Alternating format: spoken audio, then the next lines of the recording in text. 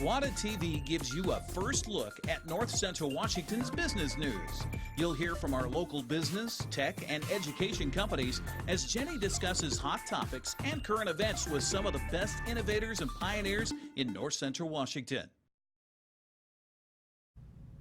Hello, North Central Washington, and welcome to GWATA TV. I'm your host, Jenny Rojanasatian, and it's a pleasure to be with you today. On today's episode, I'll be interviewing 3 different guests. In our first segment, we're going to talk with the NCW EDD, or the North Central Washington Economic Development District. We'll be hearing about their plans to launch a new business competition right here in the community. So stay tuned. It's going to be a great episode. Welcome back to GWATA TV. We are on air today with 2 guests from the North Central Washington EDD. Welcome, Alyce and Jim. Thanks for having us. Thank you. We're excited to have you on air. Now, before we talk about the great work of the nonprofit, I'd like to kick it off with introducing you two to our audience. So, Jim, if you want to get us started. Sure. Jim Huffman, and I'm the incoming president for the North Central Washington Economic Development District for 2020. We've got a lot of great programs on the slate. I bring a background of having been involved with the EDD for quite some time now. And more importantly, we're combining our membership between the 2 ports from the Chelan and Douglas County Port Districts under the Consolidated Port Authority umbrella. And we'll be a stronger player in the EDD moving forward. Well, that's fantastic. And thank you for your service as an elected official. Well, thank you. And the great work that you do. Thank you. And Alyce, what about you? My name is Alyce Brown, and I am the Marketing and Events Manager for the NCW EDD, and I get the privilege of planning and coordinating the Supernova Business Launch competition, which is why we're here today. Yes, and we're really excited at GWATA to be partners in the business launch competition. But before we get there, for those who are not familiar, what is the EDD? What is the work that you do in the community? So the North Central Washington EDD covers 3 county area, and in addition, the Colville Confederated Tribes. So we serve in Chelan, Douglas, Okanagan County, and because of the Colville tribes, a portion of Ferry County as well. We're kind of the downstream entity from the Economic Development Administration at the federal level. And our base funding essentially comes from the EDA at the federal level. But we do rely on memberships. We have a lot of the public institutions are members of the organization, plus some other interests, chambers of commerce, et cetera, et cetera. And so that comprises a primary part of our funding. But then also we're eligible for grants and loans from any entity. So we try to keep our eyes open for where there are those kinds of opportunities and bring them into our local area. Yeah, I've always thought it's really, what's really neat about having the EDD as one of the agencies in our community is the fact that you tap in at a federal level, which is very unique. Yes. Very hard to do also, is to tap into federal grants and to bring those resources here. So a really vital part of the economic ecosystem. I'd be remiss if I didn't suggest also that there's a separate stream of revenue that's potentially available through the Colville Confederated Tribes. And they are a great player, especially with local infrastructure projects. I don't know that everybody recognizes this, but they've shifted their emphasis somewhat from the tribal lands that they occupy to their ancestral lands. So we very much occupy the ancestral lands of the Colville Confederated Tribes, and so we work hand in glove with them. I'll give you a good example. They have available to them some transportation dollars that's not through the normal stream. So they could be a real help in boosting the transportation infrastructure in our area. And, you know, as we often talk about on GWATA TV, those partnerships are critical to the growth of our region. Absolutely. And now you've got a new project at the EDD that we're all really excited about, the Supernova Business Launch, which is also going to be very collaborative in nature. Yes. So what is the Supernova Business Launch? So the mission of the Supernova Business Launch competition is to grow small businesses throughout North Central Washington. The The idea behind it is to help entrepreneurs grow in opening their businesses or a small business to be able to expand. Pretty much the requirement is they have to either relocate to North Central Washington, which is the 4 counties we mentioned, or the Colville tribes, or they have to already be here and they're going to hire folks at a $15 an hour rate just to help with some of the social determinants of health. This business launch competition, where did the idea come from? It's kind of interesting, actually. I'll let you. Yeah, the Hatch Detroit is a program that was started about 8 years ago in Detroit, Michigan. Because of the downturn in the automobile industry, it really hit the state of Michigan hard, and more particularly the Detroit area. And so they realized that there were a lot of barriers to new businesses trying to start up in that area, so they wanted to help cross that bridge and provide opportunity for some of those who didn't have opportunities before. And they've been very successful in their program. Because they're located in a more urban area, the scale is probably very different than what we're looking at here. We've kind of scaled that back and uncomplicated the process somewhat for those who deal with barriers. We're not trying to create a new barrier, but we will have a process in order to move through that competition. So you really adapted it to be reflective of the needs of our region. Yes. Taking that existing model. Right. Now, as Alyce said earlier, it is a competition. Right. So what does the competition look like, and what's the reward for going through the process? So it's going to be a series of steps. We will open up a platform for folks to come on and apply. At which point they're going to be given a timeline to create business plans. We've partnered up throughout the region to offer classes and workshops to help them create those business plans and to make sure they have resources available to them to get through this process. We've partnered with Link Transit in order to kind of take them around to the different communities to show them potential areas that they might be able to relocate to, with a focus on our opportunity zones, because this is a collaboration with the North Star Opportunity Zone as well. And it is a point system. What's unique about it is the platform that we're using, the vetting committee or the selection committee will not have to necessarily meet face to face. They're going to be able to get onto a dashboard on their own time. So for those like me that wake up at 5 in the morning, I can get online, I can look through these business plans, and I can score it. There is a scoring system of 160 points that they can get through the business plan itself, and it's focused on viability, marketing, if they have an exit strategy, what does the management look like, what are their financials look like. So it truly is a business plan. And then we're going to give them extra points, up to 60 points if they relocate to an opportunity zone. Does the business help with the social determinants of health or the barriers to employment? And then for those who take those extra steps and go to the classes and workshops, we're going to give them extra points as well. And as this continues on, part of it is making sure the community is engaged and involved. So we will have public voting as well to narrow it down to our 16 finalists. And then at that point, we will have videos of those 16 finalists. And again, the public voting will open up to narrow it down to 4 finalists, with the ultimate winner being announced on August the 20th at the BPOE ballroom. And that person will receive $10,000 and then a bunch of in-kind services. We have a local law firm.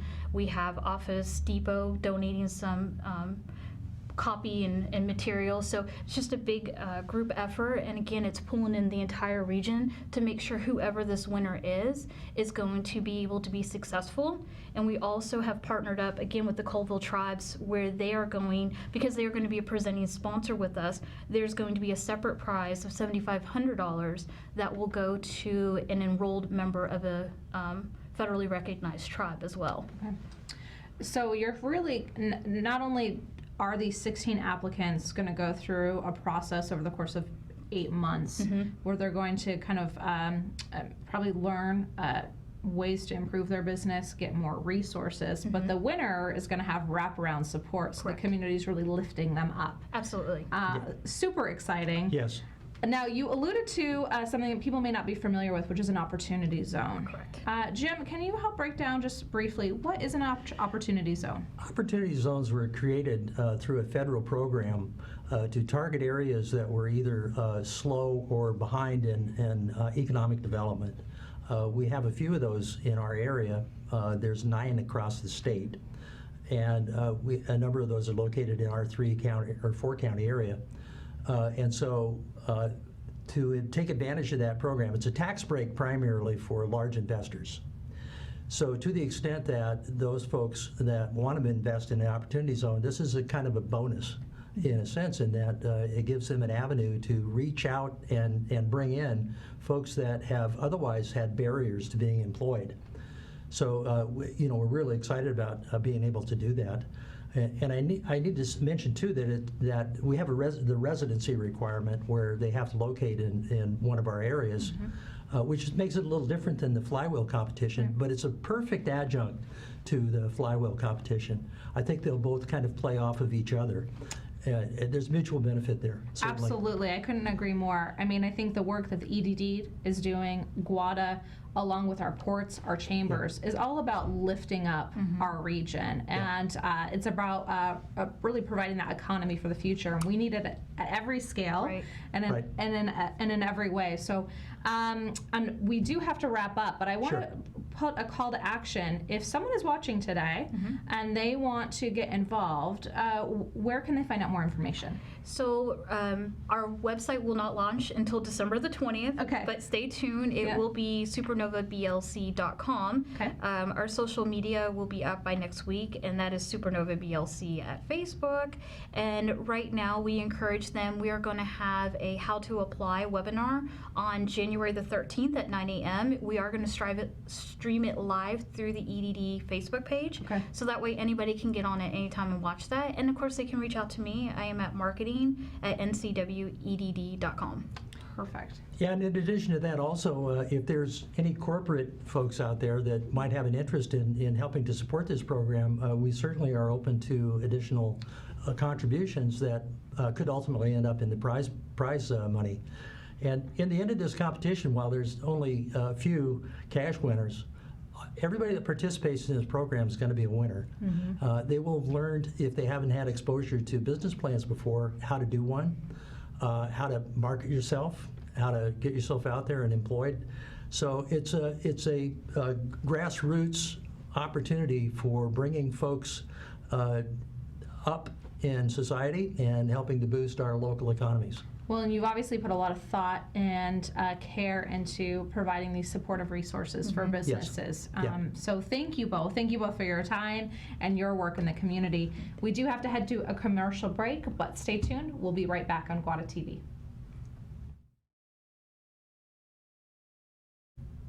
Welcome back to GWATA TV. We are now on air with Gustavo Montoya from AgTools, our second guest for today. Welcome to GWATA TV. Thank you, Jenny. It's a great opportunity, and thank you for having me here. Yeah, absolutely. We love working with AgTools. You're our neighbor at the Mercantile. That's right. But for those who are not familiar, what is AgTools? What is your company? Describe it for us. So AgTools is a software as a service online. We provide market data in the ag industry for 500 commodities and the specialty crops. Specialty crops are fruits, vegetables, herbs, ornamentals, and nuts. And we provide very specific information on many areas, but the most important ones are shipping price, terminal price, retail price, and volume production for those commodities. So we often think about tree fruit, right, being in north central Washington, but as you alluded, there are hundreds of crops that our farmers are growing, not just here, but across the world.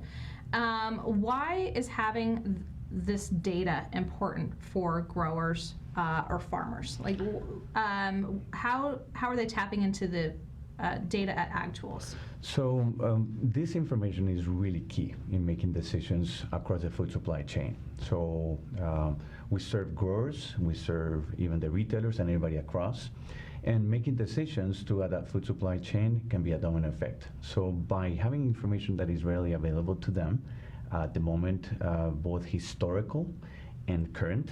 Our system updates on a daily basis. Anybody in the food supply chain can take a look at the information in minutes and make better decisions that can help their bottom line and can help reduce food waste. And let's talk a little bit about that data. You have what, over 100 million records within AgTools with this historical information. Something an average farmer, even a larger grower, could not have built over time. Yes, it's very difficult. I mean, when we took this task, it all started with reports that the team within the industry had been sending to some of their customers. And so in 2017, they asked, how do we automate this? So we started gathering all these data of market information and then made it available on a web application.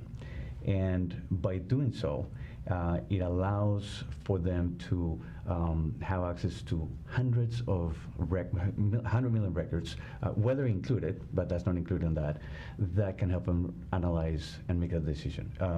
In their mobile phone or desktop, they can look at things that they used to be able to wait for maybe weeks, perhaps a couple months. Now they have it in minutes, instantly, all of it available. And let's talk about some examples of how people are using your data through AgTools in real time to affect business decisions. So, well, first of all, we identified 67 variables that affect the food supply chain from growers to retailers. And so we have that data. That's part of the 100 million records. We have 27 of those variables, and we continue to add. But there's examples about, customers like I can come up to mind into two of them. Like a larger group, a Mexican company, they monitor tomato and avocado. And they were looking at, they always ship through McAllen, Texas, a major entry point to the U.S., but they wanted to know if they go beyond. So with our tool, they can look at the different other terminal locations, and they found that by shipping to Philadelphia, they can earn $10 more per case, and the cost for shipping from that point to Philadelphia was only $3. That's $7 improvement into the bottom line per case. And a truck or a container can have 1,000 cases to 2,500 cases, depending on the commodity. So you can imagine the increase on the bottom line. This is a big. It is huge. Right. So having that information readily available for them marks a very difference. They also can reduce food waste on where they're shipping. The smaller grower, we have a customer in Mexico as well that is doing celery, cauliflower, and cabbage. And so because they're smaller and is more perishable, then they're looking at shipping FOB. And they're looking at the pricing so they can have a better negotiating point where they can increase maybe 20 to 50 cents per pound. That's a huge increase on how much they go into the bottom line for the grower. Right. So I think something I've been hearing throughout this conversation is the scalability. Your data helps the small grower, larger organizations. It's all about just arming them with better information. And this information is critical because we're seeing a tremendous loss of farmers, right? Yeah, that's correct, yeah. Let's talk a little bit about that. Yeah, it was pretty interesting because over the 10 years that I've been in the industry, I've learned, Time Magazine has an interesting statistic, is we have lost over about a decade 100,000 farmers. And just alone on 2017 and 2018, we lost 12,000 of those 100,000. So that's a huge number. The food is the backbone of our society in many ways. We need the food to live, and if we are losing farmers, we have to address them. So the tool in many ways helps the growers improve their bottom line, so there's less bankruptcies that they're filing, and the USDA has that information, and it also reduce food waste. So in many ways, the tool benefits the ag industry and helps the grower continue to maybe slow down that process. So, we've lost 12,000 farmers just between 2017 and 2018, and we only have a growing population worldwide. So the demand for food is only growing while we're experiencing this loss of farmers. Let's talk about that loss of food waste. Why is there so much food waste in the industry? I think the inefficiencies, there's gaps of information in between from the grower all the way through the food supply chain. So if I'm going to ship over, a perishable product from Salinas, Washington, or from here in our area to New York, do I want my fruit or my vegetables stranded because of a freeze? Mm-hmm. So that can go to waste because by the time it gets there, it gets stuck, and now I won't be able to sell it to that terminal location. So do I risk it for a higher dollar, or do I sell it locally and actually sell that at a profit and not a loss? So that doesn't get lost. That doesn't get wasted. Many times trucks that are rejected at a terminal location, that needs to be either donated or goes into a landfill.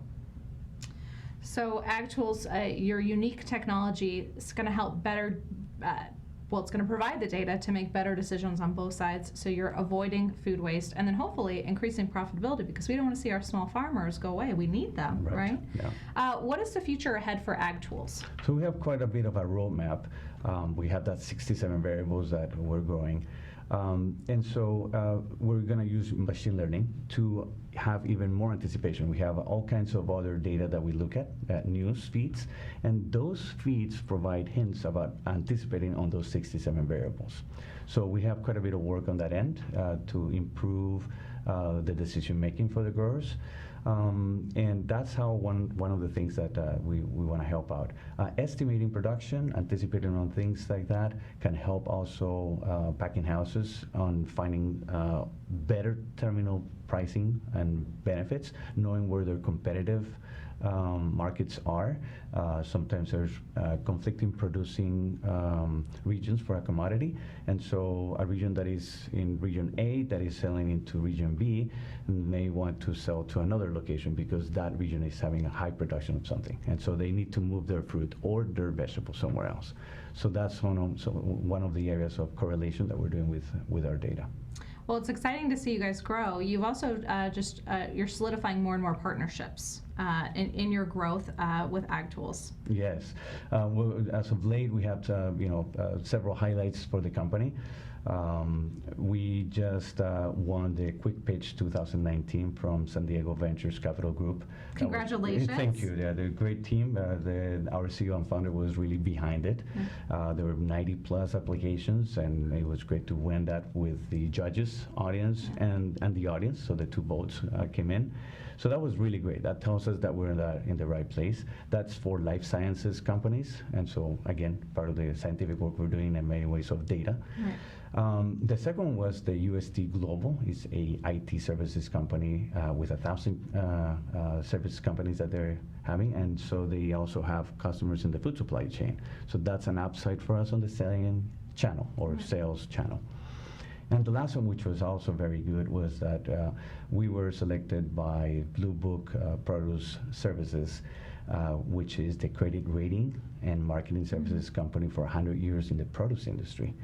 And so by being selected by them, not an easy task, to be their data for their newsletters and the analytics that they provide, they're using our tool. That's huge. So it's huge. That is those huge. are three highlights that are really strong for us, yeah. Well, congratulations on all of your continued success. I'm really excited to see how AgTool continues to benefit not only locally but global customers in the food supply through your data and through your company.